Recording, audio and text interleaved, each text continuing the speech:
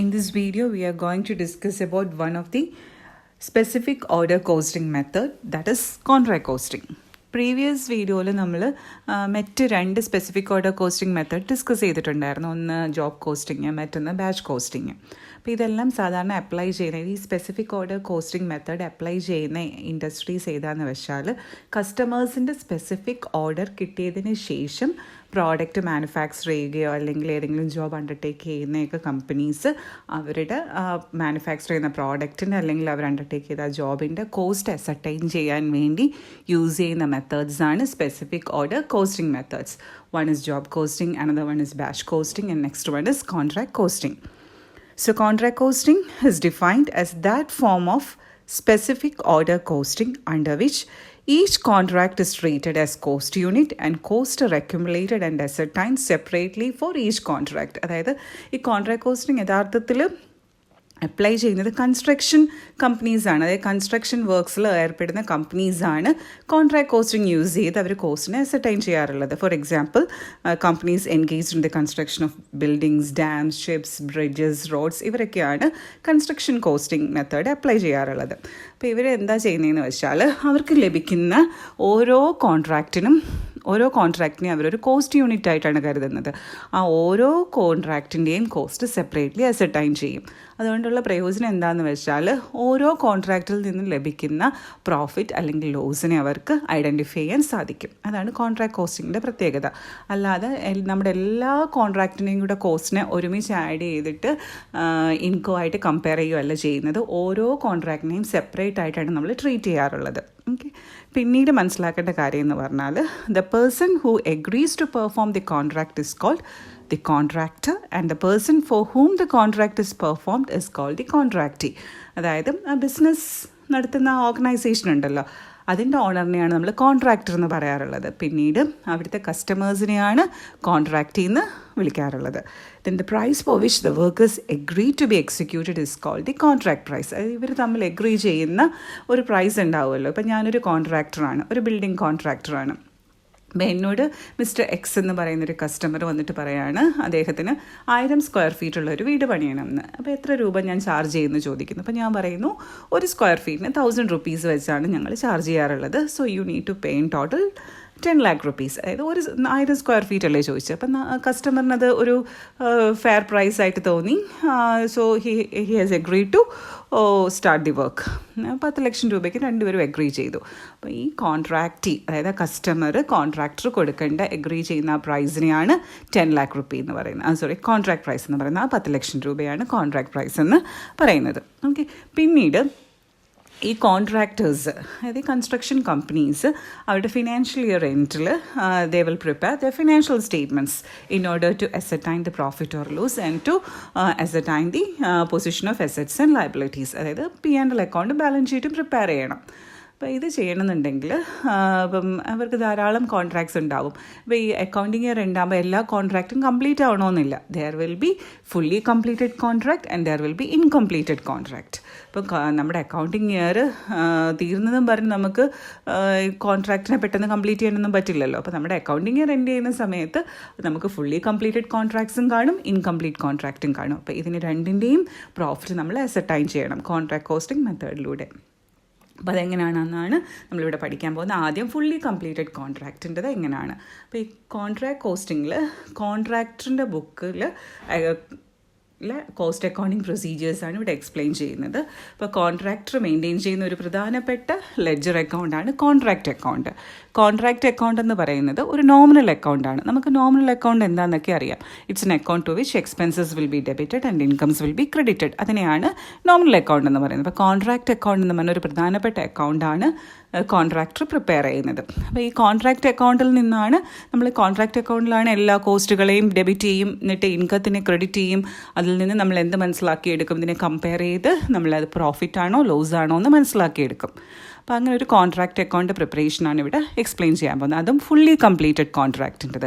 Incomplete ആണെന്നുണ്ടെങ്കിൽ partly completed അല്ലേ, work in progress വരും അവിടെ. അത് വേറെ രീതിയിലാണ് ചെയ്യുന്നത്, ചെറിയൊരു വ്യത്യാസമേ ഉള്ളൂ. ബേസിക്സ് എല്ലാം സെയിം തന്നെയാണ് രണ്ട് കോൺട്രാക്ട്സിലും, ഫുള്ളി കംപ്ലീറ്റഡിലും ഇൻകംപ്ലീറ്റഡിലും. ഇവിടെ നമ്മൾ ഫുള്ളി കംപ്ലീറ്റഡ് ആണ് നോക്കുന്നത്. ഒരു ക്വസ്റ്റ്യൻ പറയുന്നുണ്ട്. ക്വസ്റ്റ്യനിൽ ഇങ്ങനെയാണ് പറയുന്നത്, this information has been extracted from the books of Goyal, A building contractor, in respect of contract number 118 for the year ended 31st December 2014. അതായത് ഗോയൽ എന്ന് പറഞ്ഞൊരു കൺസ്ട്രക്ഷൻ കമ്പനിയുടെ ഒരു കോൺട്രാക്റ്റിൻ്റെ ഇൻഫർമേഷനാണ്. അവർക്ക് ധാരാളം കോൺട്രാക്ട്സ് ഉണ്ടാവും, അതിലൊരു കോൺട്രാക്റ്റിൻ്റെ ഇൻഫർമേഷനാണ് നമുക്ക് തന്നേക്കുന്നത്. ആ കോൺട്രാക്റ്റിന് അവർ ഒരു ഐഡൻറ്റിഫിക്കേഷൻ നമ്പറൊക്കെ കൊടുത്തിട്ടുണ്ട്, 118 എന്നാണ് അവർ ഐഡൻറ്റിഫൈ ചെയ്യുന്നത്. പിന്നീട് ഈ കമ്പനിയുടെ അക്കൗണ്ടിങ് ഇയർ എൻഡ് ചെയ്യുന്നത് 31st December ഓക്കെ. അപ്പോൾ അതിൽ ആ കാലഘട്ടത്തിലുള്ള ഇൻഫർമേഷനാണ് തന്നേക്കുന്നത്. First information given is contract price, അതായത് കോൺട്രാക്ടറും കോൺട്രാക്റ്റിയും തമ്മിൽ എഗ്രി ചെയ്ത പ്രൈസിനെയാണ് നമ്മൾ കോൺട്രാക്ട് പ്രൈസ്. ഇവിടെ അത് 10 lakh rupees ആണ്. അപ്പോൾ എന്തോ കൺസ്ട്രക്ഷൻ വർക്കിന് വേണ്ടി കോൺട്രാക്ടർക്ക് ഓഫർ ചെയ്ത അല്ലെങ്കിൽ അവർ എഗ്രി ചെയ്ത പ്രൈസാണ് 10 lakh rupees. പിന്നീട് അടുത്ത മെറ്റീരിയൽസ് ബോട്ട് ഫോർ കോൺട്രാക്ട്, അതായത് കോൺട്രാക്ടർ സ്പെൻഡ് ചെയ്യുന്ന എക്സ്പെൻസുകളായിരിക്കും ഇതൊക്കെ. മെറ്റീരിയൽസ് 4,75,000 rupees സ്പെൻഡ് ചെയ്തിട്ടുണ്ട്. പിന്നീട് ലേബർ 3,60,000 rupees സ്പെൻഡ് ചെയ്തു. Direct charges 15,000, establishment charges 10,000. പിന്നീട് plan boat at commencement of the contract. Plan എന്ന് പറയുന്ന ഒരു അസറ്റാണ്, ഒരു ഫിക്സ്ഡ് അസറ്റാണ്. ഈ കോൺട്രാക്റ്റിൻ്റെ തുടക്കത്തിൽ അവരൊരു ഫിക്സ്ഡ് അസറ്റ് വാങ്ങിയിട്ടുണ്ട്. അതിൻ്റെ കോസ്റ്റ് എന്ന് പറയുന്നത് 40,000 rupees. പിന്നീട് value of plant on 31st December 2014. ഈ പ്ലാന്റ് തന്നെ ക്ലോസിംഗ് ഡേറ്റ് ആയപ്പോൾ അതിൻ്റെ വാല്യൂ എത്രയേ ഉള്ളൂ? 30,000 ഉള്ളെന്ന് പറയുന്നത്. ഇത് ഓപ്പണിംഗ് ഡേറ്റിൽ 40 ഉണ്ടായിരുന്നു, ക്ലോസിംഗ് ആയപ്പോൾ 30,000 അത് പ്ലാന്റിൻ്റെ വാല്യൂ കുറഞ്ഞെന്നല്ലേ, ഡിക്രീസ് ചെയ്തു. അപ്പോൾ അതിന് നമുക്ക് എന്താണ്, ഒരു അസറ്റിൻ്റെ വാല്യൂ ഡിക്രീസ് ചെയ്യുമ്പോൾ അതെന്താണെന്നൊക്കെ നമുക്കറിയാവുന്നതാണ്. എന്താണ്? That will be depreciation. Depreciation എന്ന് പറയുന്ന ഒരു എക്സ്പെൻസാണ്. ഈ എക്സ്പെൻസ് നമുക്ക് നമ്മുടെ കോൺട്രാക്ട് അക്കൗണ്ടിൽ കാണിക്കാവുന്ന ഒരു ഐറ്റമാണ്. ഓക്കെ, അപ്പോൾ ആ ഇൻഫർമേഷനും കിട്ടി. ഇനി പറയുന്നുണ്ട്, the contract is completed by the end of the year and the entire price realized from the contract. അതായത് ഈ കോൺട്രാക്റ്റ് കംപ്ലീറ്റ് ആവുന്നുണ്ട്, അവരുടെ അക്കൗണ്ടിങ് ഇയർ എൻഡിൽ ഈ കോൺട്രാക്റ്റ് കംപ്ലീറ്റ് ആവുന്നുണ്ട്. So it is a fully completed contract. പിന്നീട് contract price മൊത്തവും full എമൗണ്ടും കോൺട്രാക്റ്റിയുടെ കയ്യിൽ നിന്ന് കിട്ടിയെന്നും പറയുന്നുണ്ട്. Okay, and you are asked to prepare contract account and contractee's account. അതായത് കോൺട്രാക്ടറാണ് ഈ അക്കൗണ്ട്സ് എല്ലാം പ്രിപ്പയർ ചെയ്യുന്നത്. അപ്പോൾ കോൺട്രാക്ടറുടെ ബുക്കിൽ ഒരു ഇമ്പോർട്ടൻറ്റ്, വളരെ പ്രധാനപ്പെട്ട ഒരു ലെഡ്ജറാണ് contract account. Contract account is prepared to find out the profit or loss arising from that contract. അപ്പോൾ അതിവിടെ പ്രോഫിറ്റ് കണ്ടുപിടിക്കണമെങ്കിൽ എന്ത് തമ്മിൽ കമ്പയർ ചെയ്യണം? ഇൻകവും കോസ്റ്റും തമ്മിൽ കമ്പയർ ചെയ്യണം. ഓക്കെ, അപ്പോൾ ഇവിടെ തന്നിട്ടുണ്ട് ഇൻകംസും കോസ്റ്റും എല്ലാം ഇവിടെ ഈ ഡേറ്റയിലുണ്ട്, തന്നിരിക്കുന്ന ഡേറ്റയിലുണ്ട്. പിന്നീട് കോൺട്രാക്ടീസ് അക്കൗണ്ട് എഴുതുന്നത് എന്തിനാന്ന് വെച്ചാൽ, പ്രിപ്പയർ ചെയ്യുന്നത് എന്തിനാന്ന് വെച്ചാൽ, കോൺട്രാക്റ്റിയാണ് കോൺട്രാക്ടർക്ക് പൈസ തരാനുള്ള, കോൺട്രാക്ടറല്ലേ അക്കൗണ്ട്സ് പ്രിപ്പയർ ചെയ്യുന്നത്. അപ്പോൾ കോൺട്രാക്ടർ എനിക്ക് ഇന്ന ആൾ പൈസ തരാനുണ്ട് നമ്മൾ എഴുതി വെക്കും. എന്നിട്ട് എന്ത് ചെയ്യും? തരുമ്പോൾ അയാൾ പൈസ തന്നു എന്ന് നമ്മൾ റെക്കോർഡ് ചെയ്യും. ആദ്യം തരാനുണ്ടെന്ന് എഴുതും, കാരണം തരാനുള്ളവരുടെ പേര് നമ്മളവിടെ റെക്കോർഡ് ചെയ്ത് വെക്കണം. അവർ തരുന്നത് വരെ നമ്മൾ എഴുതി വെക്കും, ഇയാൾ നമ്മൾക്ക് പൈസ തരാനുണ്ട്, കോൺട്രാക്റ്റിയാണ് പൈസ തരാനുള്ളത്, അപ്പോൾ എഴുതി വെക്കണം. പിന്നീട് തരുമ്പോൾ അത് റെക്കോർഡ് ചെയ്യാൻ വേണം. അപ്പോൾ കോൺട്രാക്റ്റ് പിന്നെ തരാനില്ല, തന്നു കഴിഞ്ഞാൽ. അപ്പോൾ അത് റെക്കോർഡൊക്കെ ചെയ്യാൻ വേണ്ടിയാണ് കോൺട്രാക്ടീസ് അക്കൗണ്ട് മെയിൻറ്റെയിൻ ചെയ്യണം. ഓക്കെ, ഇത് നമുക്ക് സ്റ്റാർട്ട് ചെയ്യാം. First we can prepare contract account. ഇപ്പോൾ കോൺട്രാക്റ്റ് അക്കൗണ്ട് എന്ന് പറഞ്ഞാൽ എന്താണെന്ന് ജസ്റ്റ് ഒന്ന് പറഞ്ഞിട്ടുണ്ടായിരുന്നു. It's A nominal account. ഒരു നോമിനൽ അക്കൗണ്ടാണ്. കോൺട്രാക്ടറാണ് ഇത് പ്രിപ്പയർ ചെയ്യുന്നത്. കോൺട്രാക്ടർ എന്ന് പറഞ്ഞാൽ ബിസിനസ് ഓർഗനൈസേഷനാണ് ഇത് പ്രിപ്പയർ ചെയ്യുന്നത്. കോൺട്രാക്റ്റ് അക്കൗണ്ട് ഒരു നോമിനൽ അക്കൗണ്ടാണ്. നോമിനൽ അക്കൗണ്ടിൻ്റെ പ്രത്യേകത എന്താണ്? It's an account to which all expenses should be debited. എല്ലാ എക്സ്പെൻസുകളും ഡെബിറ്റ് ചെയ്യുക, ഈ സൈഡിൽ എഴുതുക. പിന്നീട് all income should be credited, incomes credit സൈഡിൽ എഴുതുക. ഓക്കെ, ഇതാണ് ഫോമാറ്റ്. പിന്നീട് ഒരു കാര്യം കൂടെ ഒന്ന് മനസ്സിലാക്കി വെച്ചിരിക്കണം, എക്സ്പെൻസ് നമ്മൾ ഡെബിറ്റ് സൈഡിലാണ് എഴുതുന്നത്. ഏതെങ്കിലും ഒരു എക്സ്പെൻസിനെ നമുക്ക് കുറയ്ക്കണമെന്നുണ്ടെങ്കിൽ, ഇപ്പോൾ നമ്മൾ എഴുതിയത് കൂടിപ്പോയി, അതിനെ കുറയ്ക്കണമെങ്കിൽ എന്ത് ചെയ്താൽ മതി? ഓപ്പോസിറ്റ് സൈഡിലോട്ട്, ക്രെഡിറ്റ് സൈഡിലോട്ട് അങ്ങ് റെക്കോർഡ് ചെയ്താൽ മതി. ഓക്കെ, പിന്നെ ഇൻകം നമ്മൾ റെക്കോർഡ് ചെയ്യുന്ന ഏത് സൈഡിലാണ്? ക്രെഡിറ്റ് സൈഡിലാണ്. ഏതെങ്കിലും ഒരു ഇൻകത്തിന് നിങ്ങൾക്ക് കുറയ്ക്കണമെന്നുണ്ടെങ്കിൽ എവിടോട്ട് എഴുതിയാൽ മതി? ഡെബിറ്റ് സൈഡിലോട്ട് എഴുതിയാൽ മതി. അപ്പോൾ അതും കൂടെ ആലോചിച്ച് വെച്ചേക്കണം. നമ്മൾ യഥാർത്ഥത്തിൽ കോൺട്രാക്ട് അക്കൗണ്ടിൽ എന്താണ്? Expenses should be debited and income should be credited. പിന്നീട് നമ്മൾ എഴുതി ഏതെങ്കിലും ഒരു എക്സ്പെൻസിനെ കുറയ്ക്കണമെങ്കിൽ എന്ത് ചെയ്താൽ മതി? എക്സ്പെൻസ് ഇവിടെ എഴുതിയത് കൂടിപ്പോയി, കുറയ്ക്കണമെങ്കിൽ കുറയ്ക്കേണ്ട ആ ഫിഗറിനെ ക്രെഡിറ്റ് സൈഡിലോട്ട് എഴുതിയാൽ മതി. അപ്പോൾ കറക്റ്റ് എമൗണ്ട് ആയി കിട്ടും. ഓക്കെ, നമുക്ക് നോക്കാം. ഇവിടെ തന്നിരിക്കുന്ന എക്സ്പെൻസുകളെല്ലാം 1 by 1 ആയിട്ട് റെക്കോർഡ് ചെയ്യാം. ആദ്യം ഈ കോൺട്രാക്റ്റിന് വേണ്ടി സ്പെൻഡ് ചെയ്ത material 4,75,000. Then next Labor 3,60,000, direct charges 15,000 rupees, establishment charges 10,000 rupees. ഇത് കഴിഞ്ഞ് നമുക്ക് എസ്റ്റാബ്ലിഷ്മെൻറ്റ് ചാർജസ് കഴിഞ്ഞ് തന്നിരുന്ന ഐറ്റം എന്താണ്? പ്ലാന്റിനെ കുറിച്ചാണ്. പ്ലാന്റിൻ്റെ ഓപ്പണിംഗ് വാല്യൂ ക്ലോസിംഗ് വാല്യൂ. അപ്പം ഞാനിത് രണ്ടും വായിച്ചിട്ട് നിങ്ങളോട് പറഞ്ഞു, ഇതിൽ നമുക്ക് ഡിപ്രിസിയേഷനാണ് കിട്ടുന്നത്. Depreciation is an expense, we can debit it in contract account എന്നും പറഞ്ഞു. പക്ഷേ ഈ കോൺട്രാക്റ്റ് അക്കൗണ്ടിൽ ഒരു ചെറിയ റൂളുണ്ട് നമ്മൾ ഫോളോ ചെയ്യേണ്ടത്. അതായത് നമ്മൾ ഈ ഡിപ്രിസിയേഷൻ റെക്കോർഡ് ചെയ്യുന്നതിന് കുറച്ച് റൂൾസ് ഉണ്ട്. അതായത് ഈ പെർട്ടിക്കുലർ കോൺട്രാക്റ്റിന് വേണ്ടിയാണ് നമ്മൾ ഒരു അസറ്റ് പർച്ചേസ് ചെയ്യുന്നുണ്ടെങ്കിൽ അതിന് എങ്ങനെയാണ് ഡിപ്രിസിയേഷൻ റെക്കോർഡ് ചെയ്യുന്നത് കാണിച്ചു തരാം. ഇപ്പോൾ ഇവിടെ ഈ പെർട്ടിക്കുലർ കോൺട്രാക്റ്റിന് വേണ്ടിയാണ് ഈ അസറ്റ് പർച്ചേസ് ചെയ്തത്. അങ്ങനെയാണെന്നുണ്ടെങ്കിൽ ജസ്റ്റ് ഡിപ്രിസിയേഷൻ എഴുതുന്നതിന് പകരം നമ്മൾ ഫോളോ ചെയ്യേണ്ട രീതി ഇങ്ങനെയാണ്. Plant adjustment. പ്ലാന്റിൻ്റെ അഡ്ജസ്റ്റ്മെൻറ്റ് എങ്ങനെ ആയിരിക്കണമെന്ന്. വേറെ plant is specifically purchased for a contract. ഇവിടെ അങ്ങനെയാണ് സംഭവിച്ചിരിക്കുന്നത്. ഈ കോൺട്രാക്റ്റിന് വേണ്ടിയാണ് ഈ പ്ലാന്റ് പർച്ചേസ് ചെയ്തിരിക്കുന്നത്. അങ്ങനെയാണെന്നുണ്ടെങ്കിൽ നമ്മൾ എന്ത് ചെയ്യണമെന്ന് വെച്ചാൽ, in this case contract account is debited with the cost of the plant at the time of purchase. A contract account is debited with the cost of the plant. ഇതാണ് contract account. It should be debited. Debit സൈഡിൽ എന്ത് ചെയ്യണം? Debited with the cost of the plant at the purchase time. അതായത് opening value of the plant ആണ് അവിടെ record ചെയ്യേണ്ടത്. പ്ലാന്റിൻ്റെ opening value 40,000 ആണ്. ഓക്കെ, പിന്നീട് എന്ത് ചെയ്യണമെന്ന് വെച്ചാൽ, തീർന്നില്ല, at the time of purchase and credited with the cost of the plant at the end. And contract account പിന്നെ ക്രെഡിറ്റ് ചെയ്യണം. Cost of the plant at the end.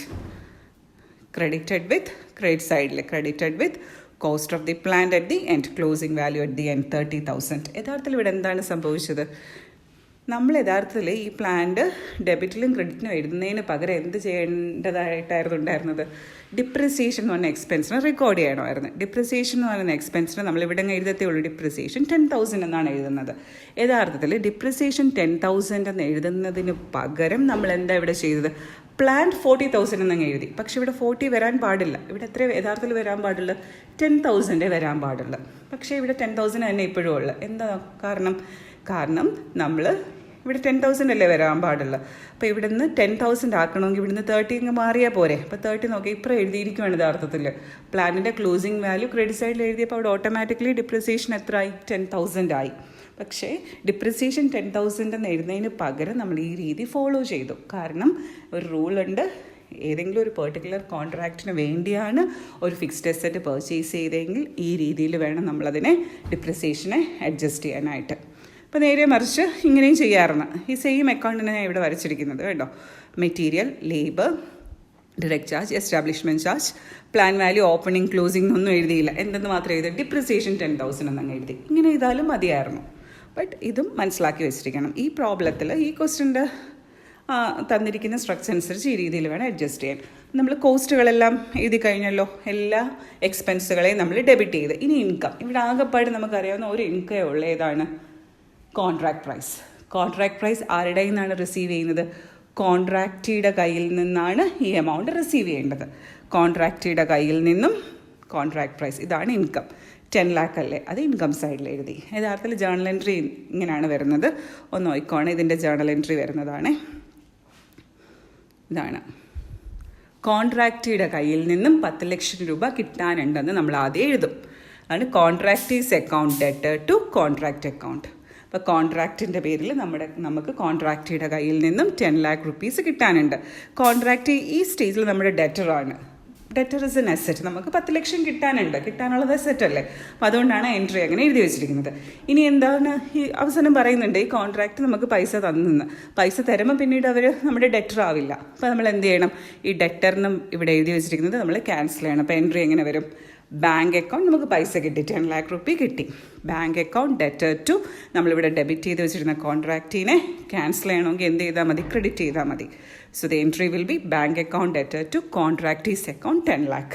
അപ്പോൾ ഈ രണ്ടാമത് എഴുതിയ എൻട്രി നമ്മുടെ കോൺട്രാക്റ്റ് അക്കൗണ്ടിൽ വരില്ല. കാരണം അവിടുത്തെ ആസ്പെക്റ്റ് ഏതാണ്?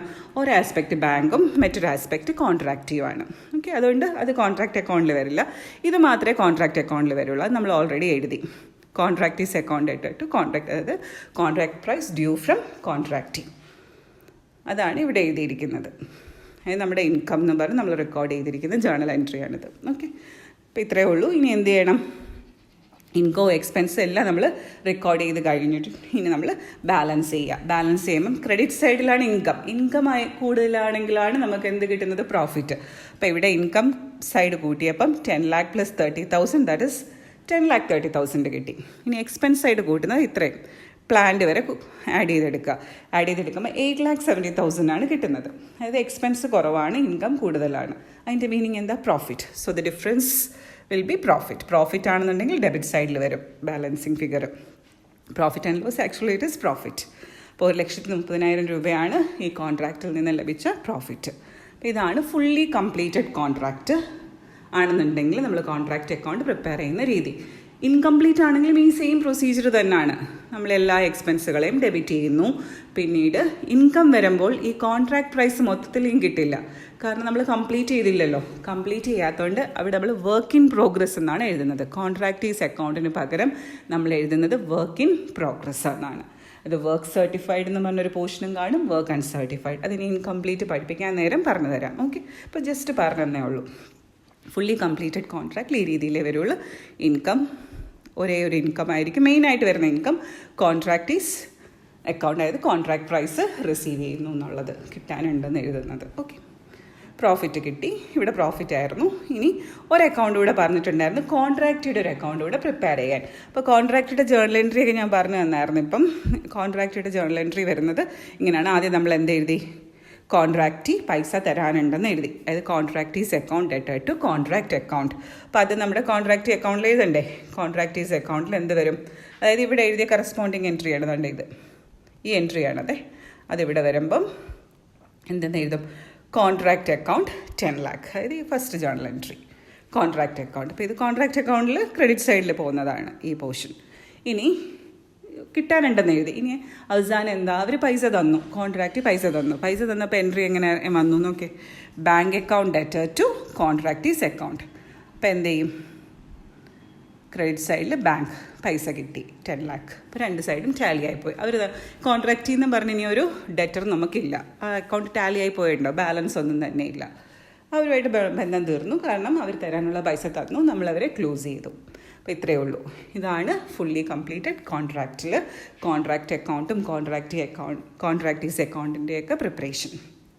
ഇനി ജസ്റ്റ് ഒരു കാര്യം കൂടെ പറഞ്ഞേക്കില്ല, ഡിപ്രിസിയേഷനെ സംബന്ധിച്ചിടത്തോളം. ഇപ്പോൾ പ്ലാന്റ് അഡ്ജസ്റ്റ്മെൻ്റ് ആണ്. ഒരെണ്ണം പറഞ്ഞു, പ്ലാന്റ് ഈ ഒരു പെർട്ടിക്കുലർ കോൺട്രാക്റ്റിന് വേണ്ടിയാണ് നമ്മൾ പർച്ചേസ് ചെയ്യുന്നതെങ്കിൽ എങ്ങനെയാണെന്ന്. അതായത് പ്ലാന്റിൻ്റെ ഓപ്പണിംഗ് വാല്യൂ ഡെബിറ്റ് ചെയ്യുക, പ്ലാന്റിൻ്റെ ക്ലോസിംഗ് വാല്യൂ ക്രെഡിറ്റ് ചെയ്യുക. അങ്ങനെ ചെയ്യുമ്പോൾ ഓട്ടോമാറ്റിക്കലി അവിടെ എന്തേ വരുന്നുള്ളൂ? ഡിപ്രിസിയേഷൻ ഫിഗർ മാത്രമേ വരുന്നുള്ളൂ.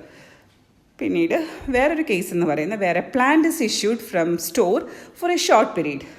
അതായത് ഈ പെർട്ടിക്കുലർ കോൺട്രാക്റ്റിന് വേണ്ടിയൊന്നും അല്ല ഇത് വാങ്ങുന്നത്, ഇത് അവരുടെ സ്റ്റോറിൽ നിന്ന് ഈ ഒരു കോൺട്രാക്റ്റിനേക്ക് വേണ്ടി യൂസ് ചെയ്യാനായിട്ട് കൊടുക്കുന്നു. അങ്ങനെയാണെന്നുണ്ടെങ്കിൽ in this case contract account is debited with the amount of depreciation. അങ്ങനെ ഒരു കേസ് ആണെന്നുണ്ടെങ്കിൽ നിങ്ങളിവിടെ പ്ലാൻ വാല്യൂ ഓപ്പണിംഗ് ക്ലോസിംഗ് ഒന്നും എഴുതേണ്ട, ഡിപ്രിസിയേഷൻ എന്ന് മാത്രം എഴുതാം 10,000. ഇതാണ് ആ രീതി. ഓക്കെ, ഒന്നുകിൽ പ്ലാനിൻ്റെ ഓപ്പണിംഗ് വാല്യൂവും ക്ലോസിംഗ് വാല്യൂവും റെക്കോർഡ് ചെയ്യുക, അല്ലാന്നുണ്ടെങ്കിൽ ഡെബിറ്റ് സൈഡിൽ ഒരു എക്സ്പെൻസ് എന്നുള്ള രീതിയിൽ, കോസ്റ്റ് എന്നുള്ള രീതിയിൽ ഡിപ്രിസിയേഷൻ അങ്ങ് റെക്കോർഡ് ചെയ്യുക. അതിൻ്റെ കേസ് ഇതാണ്.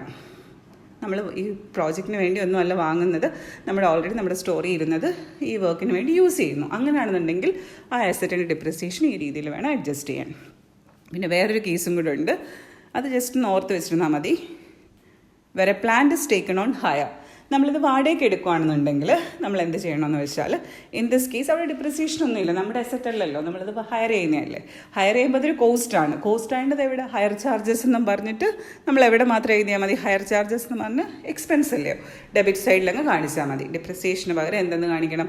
ഹയർ ചാർജസ് എന്ന് പറഞ്ഞും കാണിച്ചാൽ മതി. അപ്പോൾ ഇത്രയേ ഉള്ളൂ. അപ്പോൾ ഈ പ്രോബ്ലം ഒന്ന് തന്നെ വർക്കൗട്ട് ചെയ്യുക. ഇച്ചിരി ലെങ്തി ആയിപ്പോയി എക്സ്പ്ലനേഷൻ എന്നറിയാം, എന്നാലും നിങ്ങൾക്ക് മനസ്സിലാക്കാൻ വേണ്ടി അത്രയും ലെങ്തി ആയിട്ട് എക്സ്പ്ലെയിൻ ചെയ്തത്. ഒന്ന് വർക്കൗട്ട് ചെയ്ത് നോക്കുക. Okay, thank you.